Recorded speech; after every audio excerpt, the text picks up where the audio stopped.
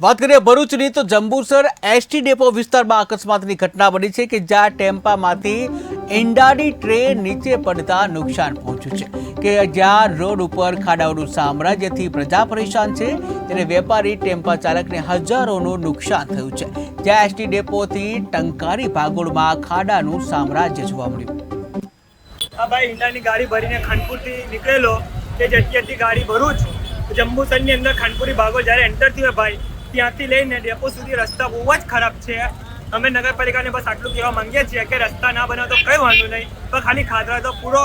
આજે આપ જોઈ રહ્યા છો કે ખાડામાં જંબુસર છે કે જંબુસરમાં ખાડા છે એ કંઈ ખ્યાલ આવતું નથી, કારણ કે જંબુસરના અંધેર વહીવટના કારણે આજે પણ તમે જોઈ રહ્યા છો ડેપો સર્કલ પાસે એક ઈંડાભરી ગાડી જે પલટી જતા એને 30 થી 35 હજારનું નુકસાન થયું છે। અને રોજે રોજ ચાલતા વાહનો જે રિક્ષા હોય કે ફોર વ્હીલ હોય દરેક વાહનો મોટા વાહનોને હજારોનું નુકસાન થાય છે, મેન્ટેનન્સ કરવામાં આવે છે।